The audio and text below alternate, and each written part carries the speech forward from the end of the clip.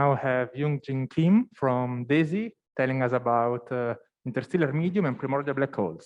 Please. Yeah, thank you very much. Thank you very much. And I'm to be here after like 2 years. This is our first in-person work. And so today I'm going to talk about interstellar medium and how we can use this astrophysical system to strain or use it with the dark matter searches.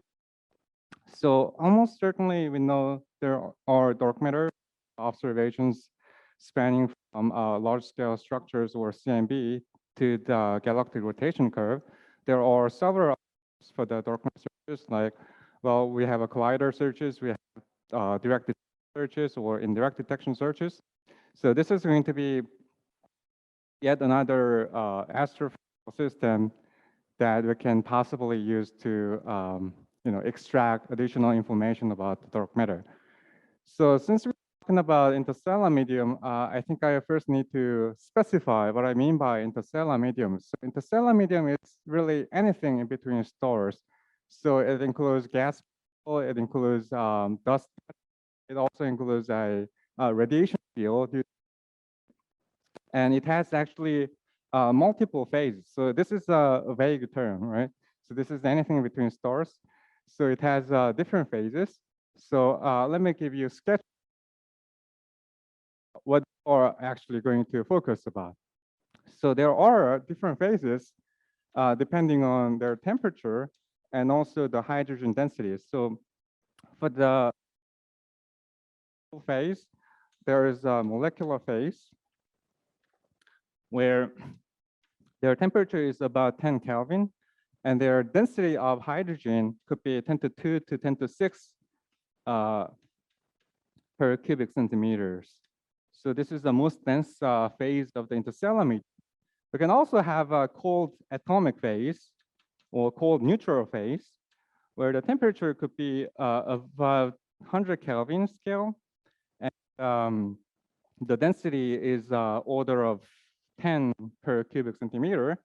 And also there are warm atomic phase and warm ionized phase, where temperature is about 5,000 Kelvins. And for the ionized phase, it could be 10 to 4 Kelvins. And finally, there are hot ionized phase, where the temperature is larger than 10 to 5 Kelvins. And for the hydrogen density for the warm and ionized phase, they are typically have 0.1 hydrogen atom per cubic centimeters. Same for the ionized phase. And for the hot ionized phase, the density will be much smaller. And all of these numbers are rough numbers just to characterize different phases of interstellar medium. And for the rest of the talk, I'm gonna focus on the warm atomic phase or warm neutral phase, since that is related to using the interstellar medium to dark matter searches. So how are we gonna use the warm neutral medium or interstellar medium to for searches? So the underlying idea is that, well, for all of these interstellar medium, ways to cool the gas is to heat gas. So if you think about,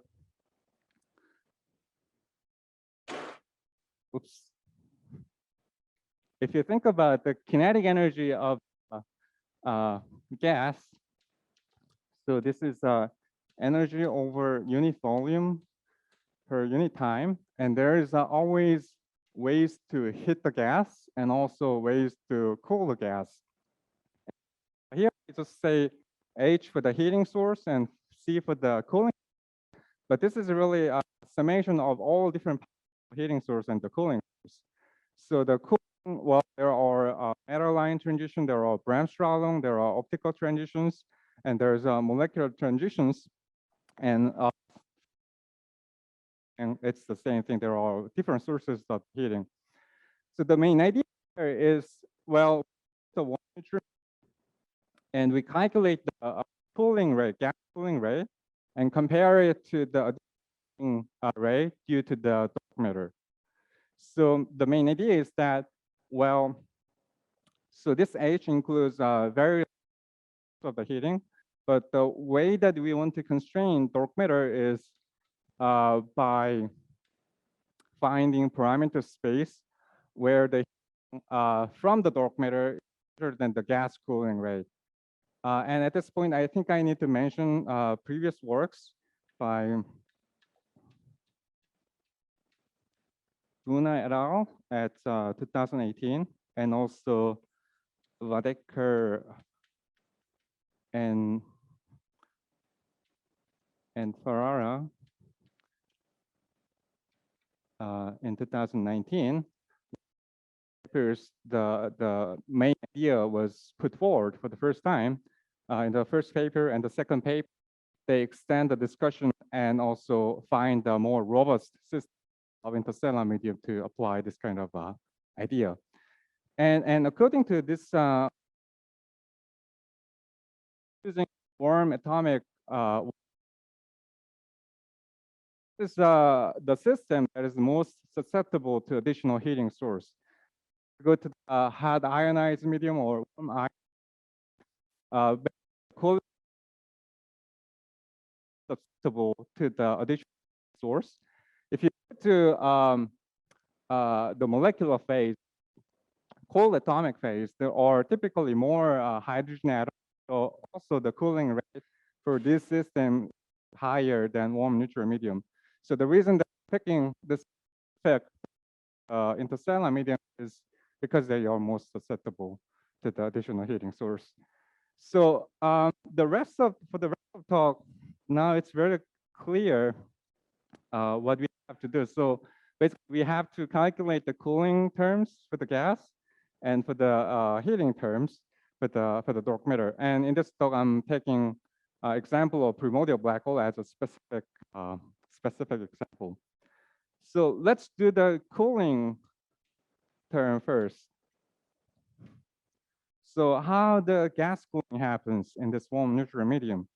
So the gas cooling for the warm neutral through the metal line transition. So the underlying picture is that, well, we have a bunch of gas particles, and occasionally they collide with themselves. So they have a certain kinetic energy. Sometimes they collide electromagnetically.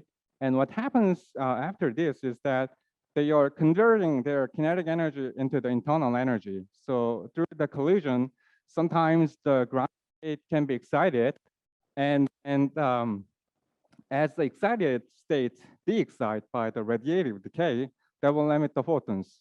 And if this photon can escape the system, then this is basically the gas cooling because they are losing the energy. So the underlying picture is that, well, we have atoms. This is a ground state. This is the excited state. And through this kind of collision process, we are converting the kinetic energy into the internal energy. And when there is a excitation, you simply emitting one photons, and this photon escape the system. So this is how the cooling happens. So the schematically, this process, this line of process is like converting the kinetic energy into the internal energy. And this internal energy is going to be the photon energy through the radiative decays. So this is dominant cooling mechanism for the warm neutral medium. So to be specific, I want to do the sample calculation for the cooling rate. Really simple, but there will be some of the logical jumps. So please stop me anytime if you are feeling uncomfortable with the calculations. So before you start a question, so how should I imagine? So I'm very ignorant about interstellar medium. How should I imagine them? Like these are clouds of gas separated, or? Yeah, you can think of this as a ground. Well, there's a different ways. It can be just ground gravitationally bound object. For instance, for the molecular cloud, it's just a bunch of gas ground gravitationally bound. And also for the other gas, it's just a bunch of gas particle.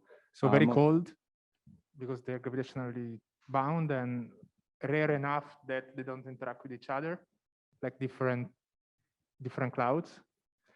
For this, I'm not really sure. So yeah, there's a different phases of the interstellar medium.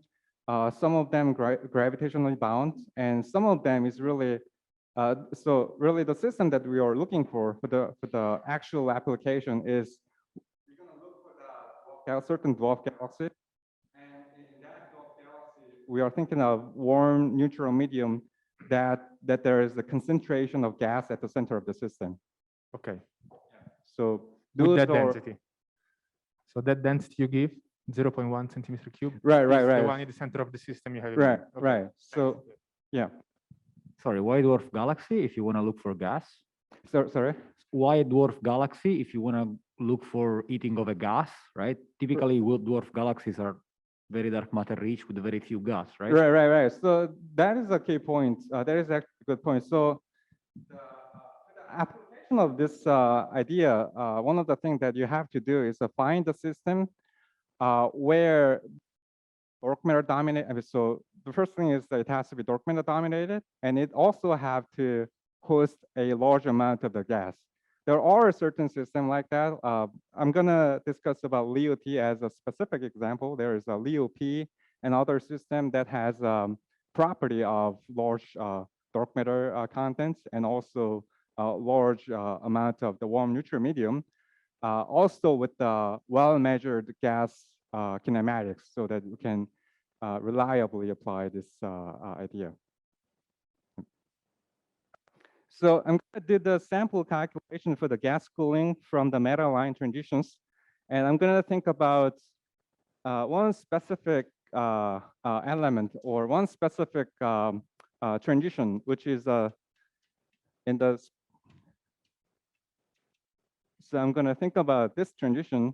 And this is kind of unfamiliar notation, but what this really means is that this C2 is basically the singly ionized carbon. And this number is basically telling us the wavelengths of the transition. So this is a ground state. This is G. And this is the excited state of the singly ionized carbon. And the level spacing here is 158 micrometer, or in terms of frequency, this is going to be 8 times 10 to minus 3 EV scale. The cooling rate by this transition is given by, so this is the cooling rate. Maybe I should, so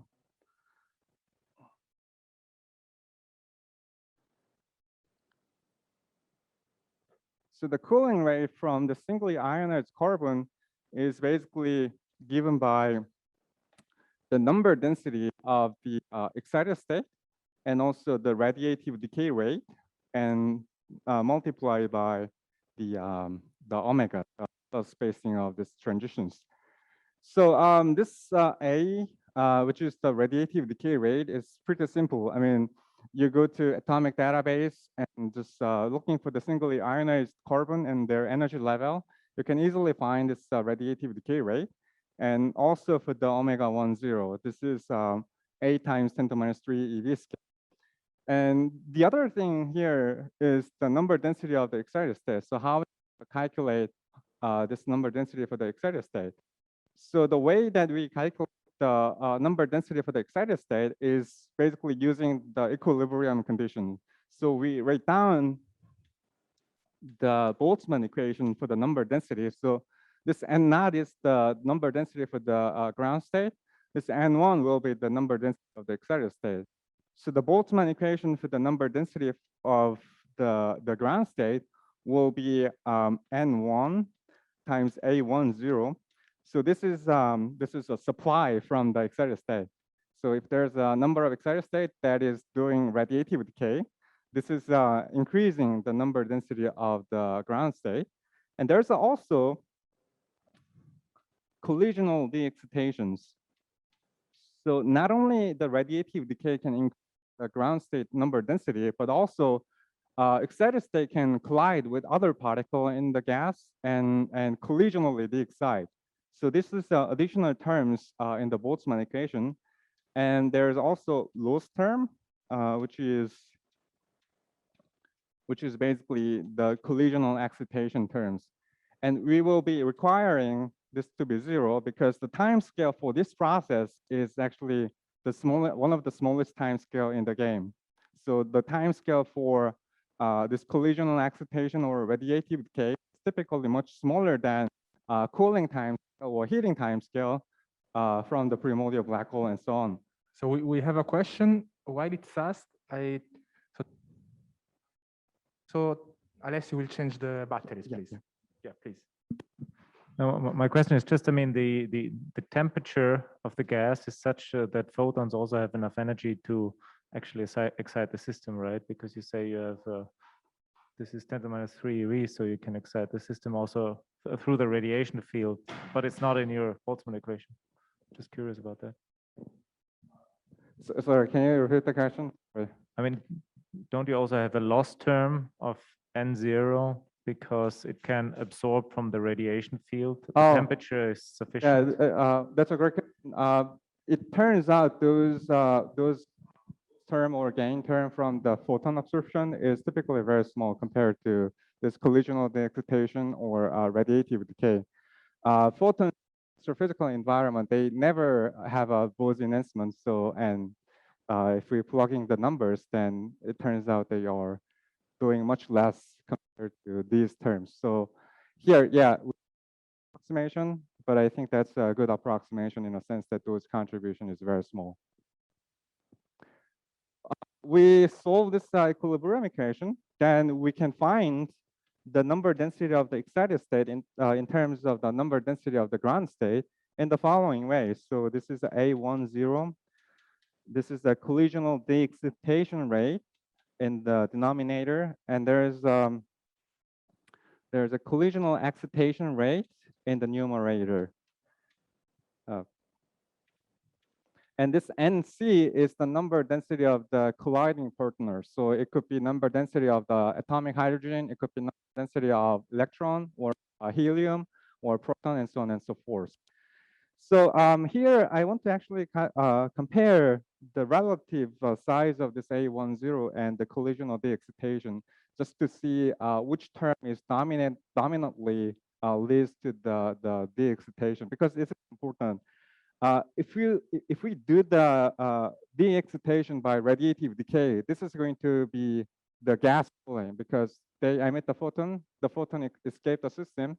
So this is a gas cooling. But if this is dominated by the collisional de-excitation, there's no associated photons. I mean, this internal energy is again converted into the kinetic energy. So this is not going to be the gas cooling. So I want to estimate their relative size. So the radiative decay rate for this particular system is given by A10 roughly 2 times 10 to minus 6 seconds. So this is a pretty quick. You wait like few weeks and then they will decay. For the collisional de-excitation, the sigma V of excited state going to ground state when they are colliding with the hydrogen atom, this is going to be 2 times 10 to minus 9 centimeter cube per second. So again, if we think about 0.1 hydrogen per cubic centimeter, and if we multiply with this cross section, we see that in any case, the radiative decay is dominant process for excited state to go to the ground state. So we can safely ignore the collisional de-excitation term in the denominator and write down the ratio between excited state and ground state in terms of collisional excitation rate divided by A1 or decay rate. So now we can substitute this expression, expression into the cooling rate. And you can see that this A10 cancels out. And what you eventually have is N naught times NC times the cross sections weighted by the omega, the level spacing. So what this means is that cooling happens whenever there is a collisional excitation. So the collisional excitation eventually means there's a radiative decay of the excited state. So they will eventually lead to the gas cooling. So this is a simple expression for rate with the example of singly ionized carbon atom. So now at this point, we can put the numbers to estimate how large this is. And we're going to compare this with the heating rate from the primordial black hole. So I want to put the numbers here.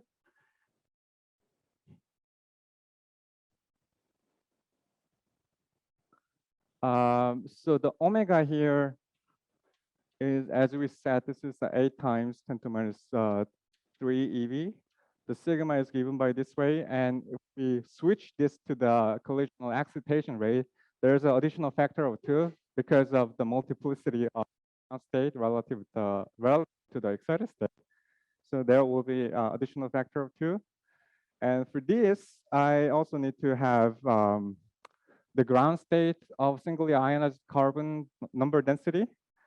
And this is 10 to minus 4 times the hydrogen density in usual typical solar metallicity environments. And the hydrogen density, let's say this is the 1 per cubic centimeter. This is not 0.1, but for the purpose of order of magnitude estimation, this will be much more simpler. So if I put the numbers here, then this is a 10 to minus 4 centimeter to minus 6. This is from density factor. And for the cross section, there is a 4 times 10 to minus 9 centimeter cube per second. And there's 8 times 10 to minus 3 EV here. So we multiply all of this factor. And this is going to be 3 times 10 to minus 15 EV per centimeter cube per second. So this is basically how the gas cooling happens from the singly ionized carbon when they collide with the atomic hydrogen. And in the literature, oftentimes this is written in terms of erg per cubic centimeter per second. So for the rest of the talk, for the purpose of comparing the result with the astrophysical literature, I write down the conversion between EV and erg, which is 1.6 times 10 to minus 12. 1 EV is corresponding to this.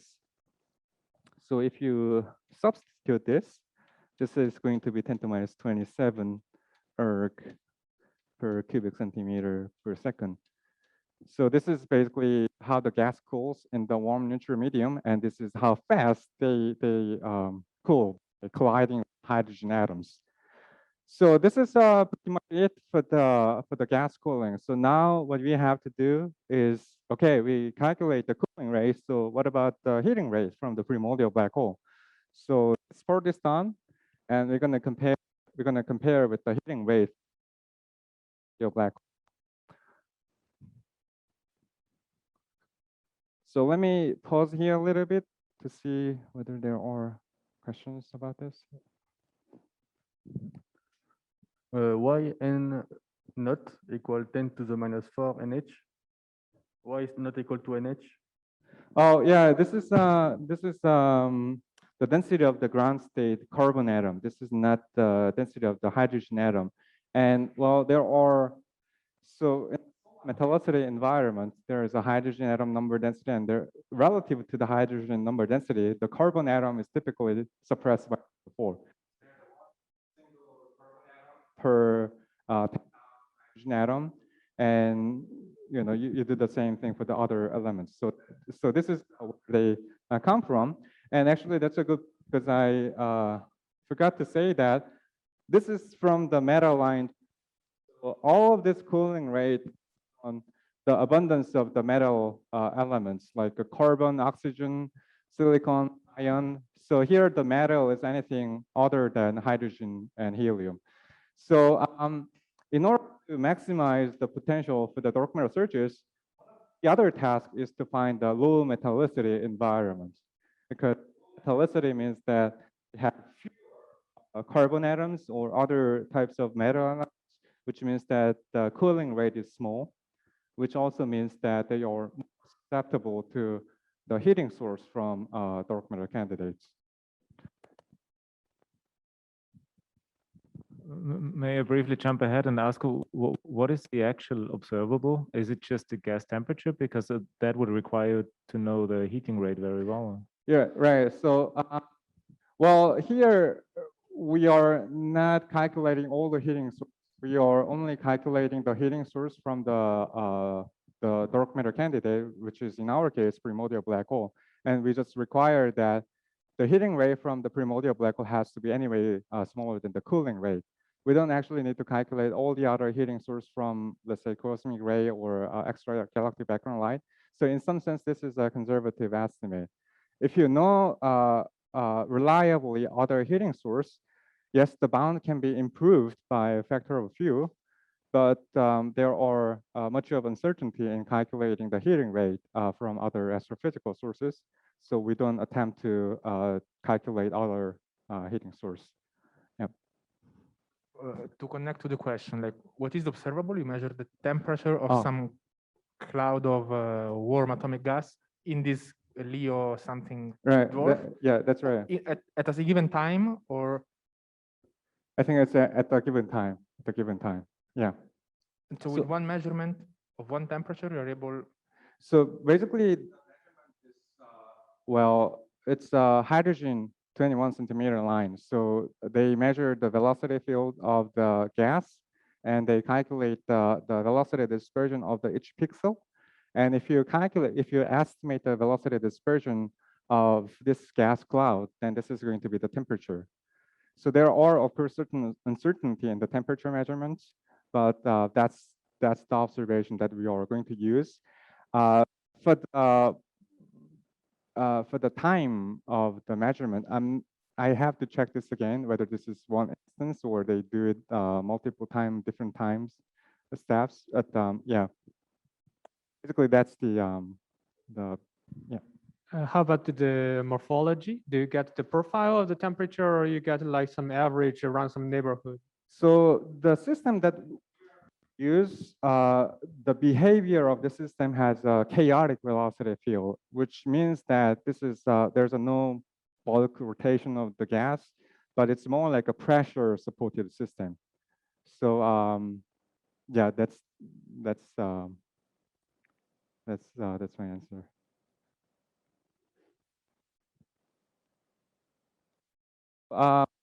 Heating rate. So heating rate is also pretty simple. So as we know, if you have a black hole, then they are decaying dark matters, and they decay, and the spectrum of this decaying, the evaporation, the particle Hawking radiation follows spectrum up to the gray body factor. So black hole have a Hawking temperature, and this is given by m Planck squared to the mass of the black hole, and this is roughly given by 50 keV scale. When the solar mass. So this is the mass range that we are going to discuss. So the mass of black hole is 10 to minus 6, or even at the black hole temperature will be 50 keV to 0.5 MeV, or even some MeV scale. This means that there are plenty of hard X-ray coming from the black hole, or semi or relativistic electron-positron pair with a mild boost factor. So the thing is that whenever there is a Hawking evaporation, Hawking positron pairs or hard X-rays, that will definitely interact with the interstellar medium, and that will hit the gas, because this is a 50 K 6,000 Kelvin interstellar medium, which is like 0.5 EV scale. Interacting action between with the interstellar medium, only going to deposit some heat energy to the system, and what we are going to calculate. So for the single black hole, the emitted particle has this parametric form. This is close to the black body spectrum. So this is a number that is emitted from the black hole, and this absorption a gravity, and this is a thermal distribution of the particle. But fermion, this plus minus sign, or we can write it down as absorption rate 2 pi d omega, and this thermal distribution factors. And if we want to calculate the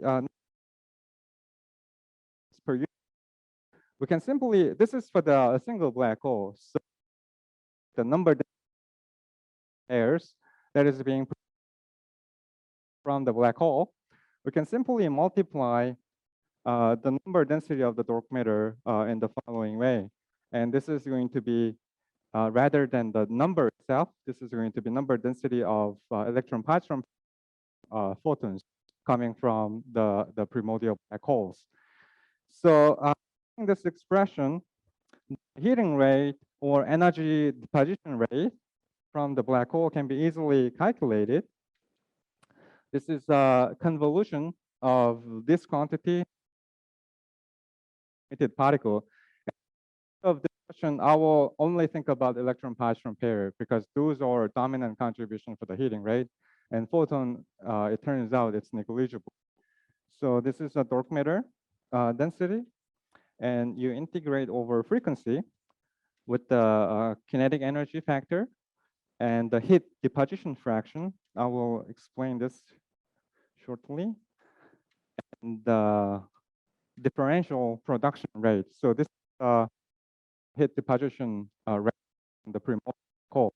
So this is the kinetic energy, and this is a fraction of initial kinetic energy that is deposited as a heat energy, because not all of the kinetic energy is deposited as a heat. Some of them will be used for the ionization, some of them used for the heat.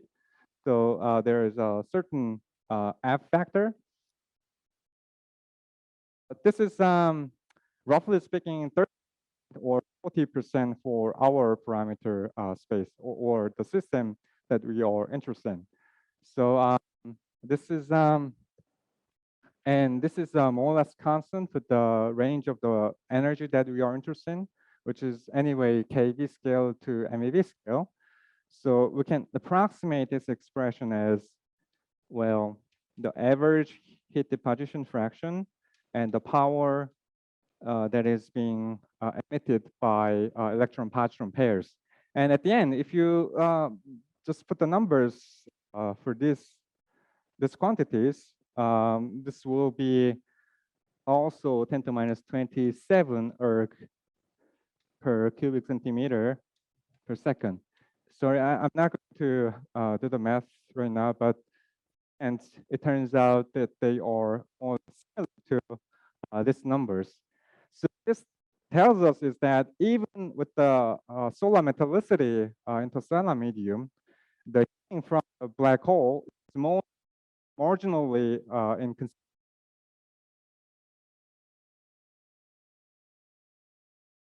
considerations because more or less comparable to the.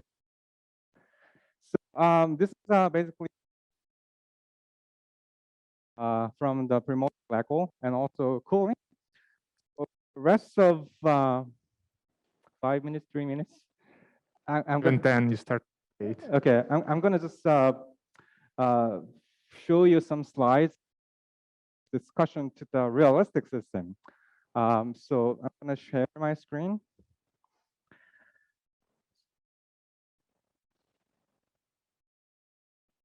Yes.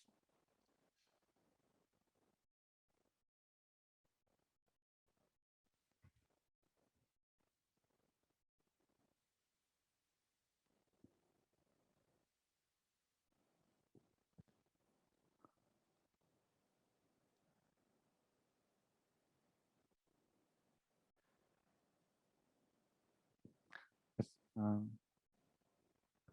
All right, so this is a cooling curve we discussed earlier.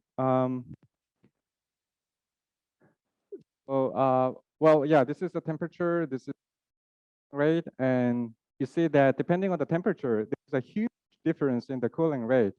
And if you look at the temperature below 10 to 4 Kelvin, 10,000 kelvins, the cooling rate is relatively small. And this is dominated by the metal line transition. This is metal collide with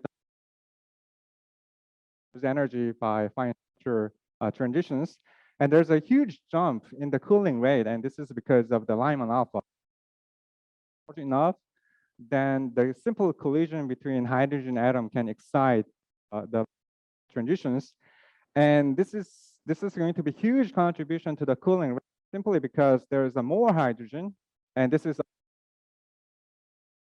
level of spacing for the optical transition is much higher than there is a huge jump here.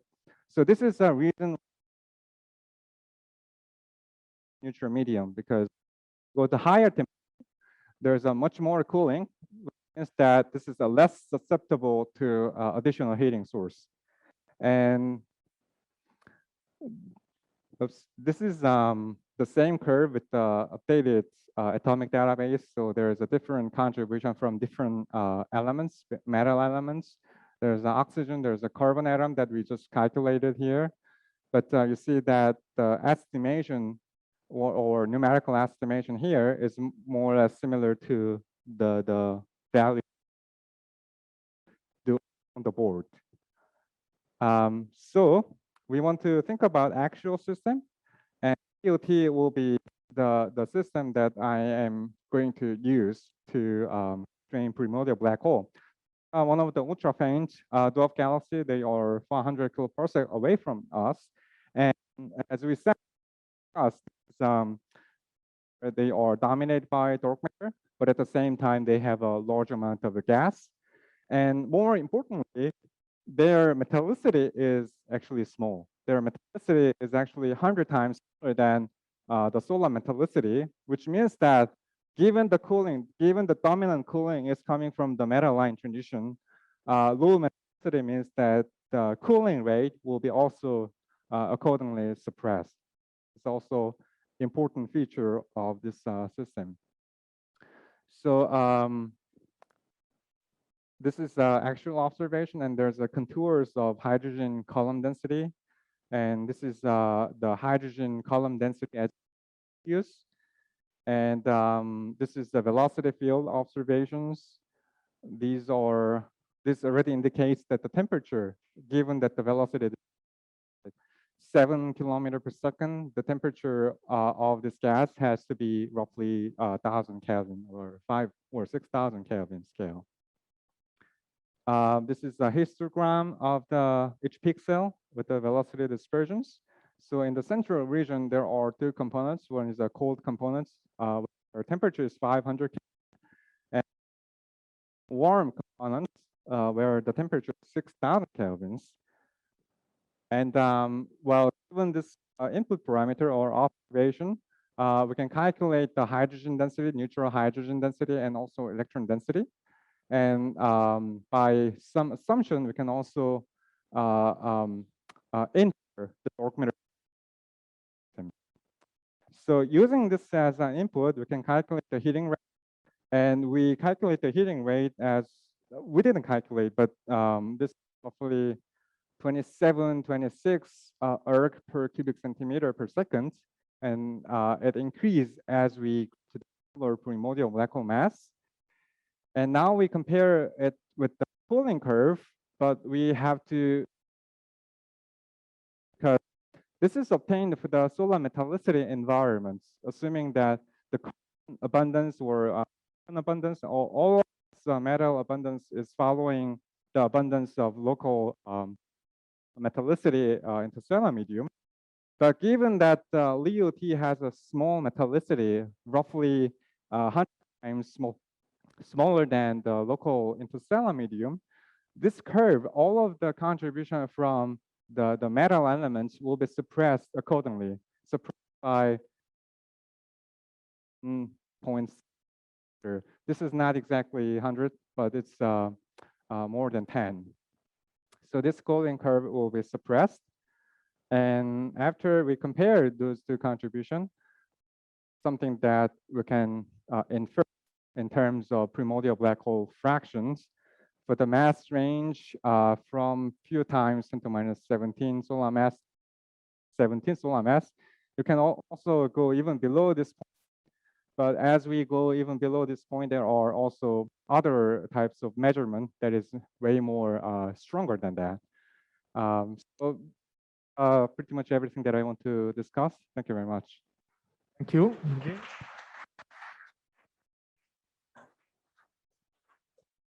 More questions or comments? Why does the cooling rate is dominated by the carbon? They are more or less, so there are, you see, they are all they are overlapping. So you see that carbon atom is over here and silicon is here. And what is this? This is a sulfur and there's an ion also here. So they are, so we're talking about 6,000 Kelvin and they are more or less at the same order within the factor of few. But since what dominates the number density is the hydrogen, wait, by the way, why is hydrogen not, so sorry, it's Lyman alpha, right? So why is Lyman alpha so low? Oh, because of the kinematics. So there's a Boltzmann suppression factor. So if you calculate the 6,000 Kelvin in terms of EV scale, this is a 0.5. So this is not enough to excite the Lyman alpha transition. Oh, okay. Yeah, and Lyman alpha will dominate if you go a little bit above 10 to 4 Kelvin. So if you go above 10 to 4 Kelvin, again, as you see before, jump in the cooling rate in this way. So Okay. this is where Lyman alpha is, and after that there is Bremsstrahlungs and all the other Okay, I source see. of the gas Thanks. cooling. Yes. Hi. So thanks a lot for the talk. It was very nice. And I still don't understand very much the observable. What I mean is that imagine that you have other sources that are, is that possible, for example, at some point, imagine that there is some source of heating that is astrophysical. Let's say other galaxies forming, other stars around, blah, blah, that will like heat your gas, right? Right. What you would be seeing in the observable that will tell you, okay, something is going wrong. I'm seeing heating. So again, the equation for the kinetic energy system will be given by heating. So this is a summation of the heating and summation of the cooling source. So here we are ignoring all the other heating sources. No, I agree. So that, Yeah. in this sense, you are conservative, as you Yeah, say. yeah. But what I mean is that probably connected to just question 2, right? It seems that there is no uncertainty here because you're saying, okay, I'm matching everything with this cooling rate. Right. But you have to, this also is a very faint system. So the observation will be also, the kinematic observation will not be great. Yeah. So I wonder where is the uncertainty here, right? Because it's just saying, okay, I'm very conservative. You're talking about uncertainty. Yeah, like in the measurement, really, what's Yes. the observable? Okay. That's a correct. So in terms of uncertainty in temperature, the uncertainty in temperature may be important because if the uncertainty in temperature is larger than, let's say, 4,000 Kelvin, Right. then we are crossing the line.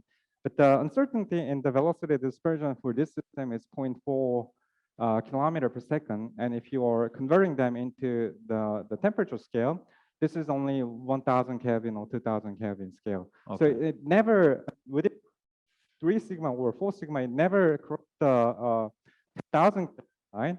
So they are always moving just around here. And if you look at the cooling curve, what is interesting is that they have relatively mild temperature dependence. So if you are concerned about the uncertainty in the velocity dispersion, maybe they are moving a little bit around here, like 10,000 Kelvin or even 2,000 Kelvin scale. But the resulting cooling curve will be not changing very much within the factor of 2.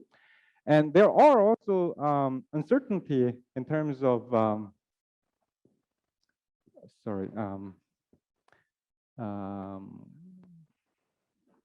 so again, of metallicity, but metallicity and uncertainty is, again, 0.2 DAX or something. So this is 10 to 0.2 or 10 to 0.3. So this is, again, within the factor of 2.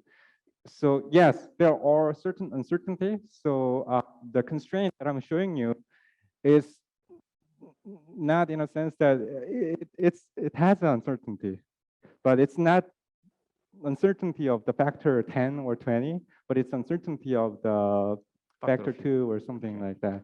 Yes. And then also another question. This is very silly. Like I don't have an intuition of which will be the number density of these very small black holes that you will have there. Do you have a number in mind? Because I also wonder if is this consistent to have all these like, although they are very small, right? They are kind of particle-like. Is that consistent to have all of them, all these black holes there? I checked that time ago, but I don't remember the number off the top of my head. The number density is, of course, like several GeV per cubic centimeter divided by the black hole mass. But we can check it after We can the check it discussion. later, Yeah, yes, that's. So other question? I mean, we're flowing into discussion time, but that's the purpose. Yeah, another silly question related to this observable thing. Can you reverse the band and make it a discovery channel or discovery method? I mean, how will I discover these black holes with this method? If they existed, what will be the manifestation of them being there? You will see what exactly. So you're saying what would be the signature if there is actually primordial black hole? What? Yeah, I mean, because I mean, we put bounds, but eventually we want to discover things. So Right. so I would like to know, you know. Yeah, what that's will a be the- great question. I haven't thought about it in that direction. So I wish I know answer to your question, but to be honest, I don't know. The philosophy here is basically, well, given the observation, if there's a dark matter of the mass smaller than this is way inconsistent. And if yeah, for the other way around, yeah, actually I haven't thought about it. Yeah. So I have a similar question. Is that so? This 10 to the -7 rate is a very borderline, like with the cooling rate. Yeah. But then, like, how can it be larger? Because if you increase the mass of the black holes, then number density will be smaller, right? So it's like not very clear how. Right. So the number density will be increasing. If you go to the smaller mass, number density will definitely increasing. Yeah. And also there is a temperature factor, which is also inversely proportional to the dark matter mass, primordial black hole mass. So at the end, this is proportional to m to the -q factor. So if mass have a higher temperature for the black hole and also higher number density, so that the heating rate can be increasing if you go to the smaller mass.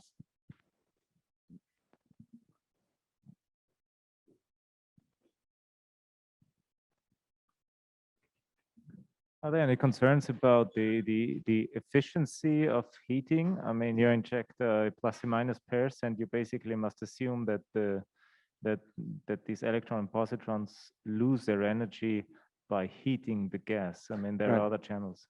Right. Yeah, that's an important question I didn't address in the talk. But yes, it is important to compare the time scale between the cooling time scale and the thermalization time scale. So the thermalization happens in two different ways. So they are charged particles.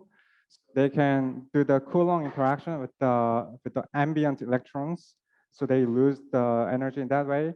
Or the other way is that they collide with the atomic hydrogen and produce the secondary electrons. And those we have energy, which is like 30 eV scale or 40 eV scale. And those electrons lose quickly energy to the plasma.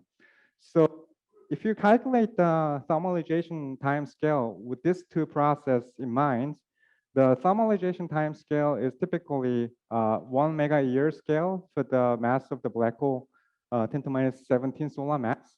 And the cooling time scale will be, roughly speaking, 400 mega-years. So the heating time scale for the range of parameters that we are interested in, 10 to minus 16 solar mass to 10 to minus, let's say, 18 solar mass, the thermalization time scale is definitely much smaller than the cooling time scale. So yes, in this estimation, that is a hidden assumption that they are all thermalized, but that is justified by comparing the heating time scale with respect to the cooling time scale. So I have a question that is related to more general interstellar medium and testing BSM. So now we are testing BSM that heats the interstellar medium. Right. Now I'm speculating, so interrupt me whenever I say something wrong. So say that you have dark matter that interact with electrons. You still take the warm atomic thing from the temperature that you don't have the Lyman alpha energy cooling.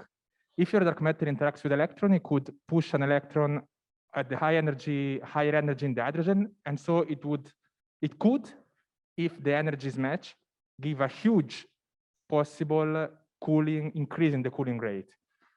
Have you thought about it, or are densities and phase space distribution such that this doesn't work? Or That's an excellent question. I don't know, but that's a very interesting question. People have done that.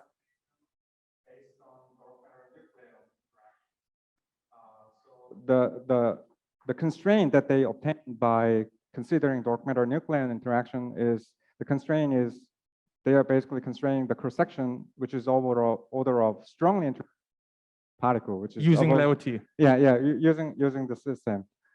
For the electron, I haven't thought about that, but that would be very interesting. I mean, let's do the estimate later. Yeah. Other questions? Maybe from Zoom? I mean, this was a general discussion, so in case there is any question to Josh talk earlier, I mean, please ask. Oh no, we have one. Yeah.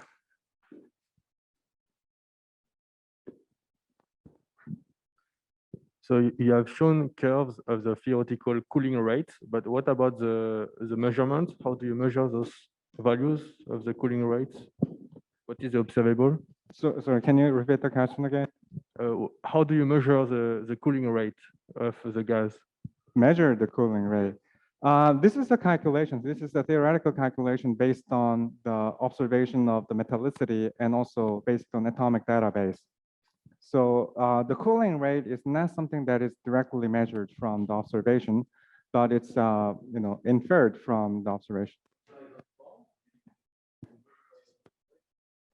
No, it's the cooling rate, as you can see here. It depends on the hydrogen, the colliding partners, the density, the cross section, and the level spacing, and also the density of the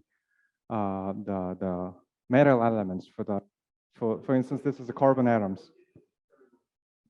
So the observable is again, well, depending on what you're talking about. So for the temperature measurement, I mean, for the temperature measurement, it's about the gas kinematics, right? And for the calculating the rate, it's the metallicity and all. So, and that is coming from the measurement of, let's say this, those kind of measurements. So you use those kind of measurements as an input, calculate the. So from this, you can calculate the number density of the hydrogen atom, and you did analysis, you self-consistent analysis to infer the electron density in the system. So that's to be used as an input to calculate the cooling rate. Hi, it's unrelated, but maybe you know about this. I remember a talk by Ferrara, because you mentioned him, on some kind of anomaly in the cosmic, which background was it? Radio? No, it was maybe infrared background. He was claiming that this could be due to some primordial black holes. Do you know anything about this, or maybe? No, I haven't heard about that. But yeah, apparently there's an anomaly in the cosmic infrared background, and he claims that that's a probe that there is some primordial black holes creating early in time. Yeah, it's intergalactic medium. It's not interstellar, but anyways. Okay, I was trying to find it, but Ferrara has too many papers. So. Okay. Yeah.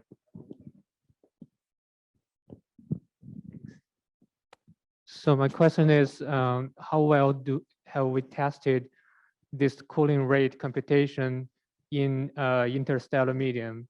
I mean, suppose that your black hole fraction is 0. I mean, suppose we don't consider black hole heating at all, and we just only consider the known sources of possible like the standard astrophysical sources of heating? And do we know that the heating will be exactly canceled by this cooling rate to result in the temperature we measure?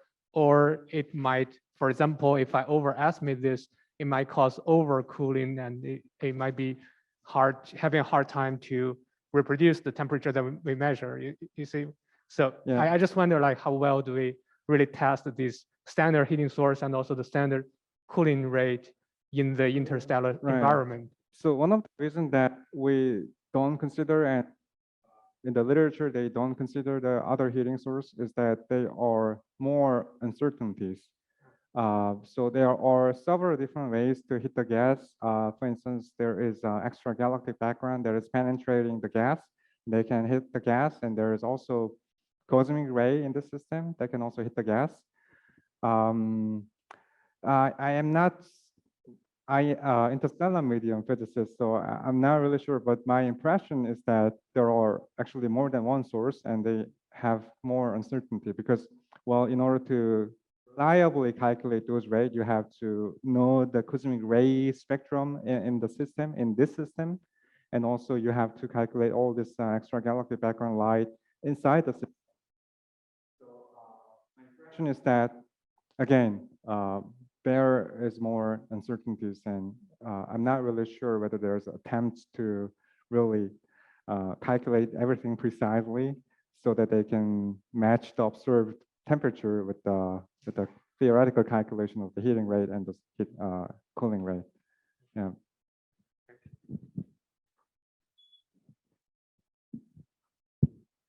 Other comments or questions?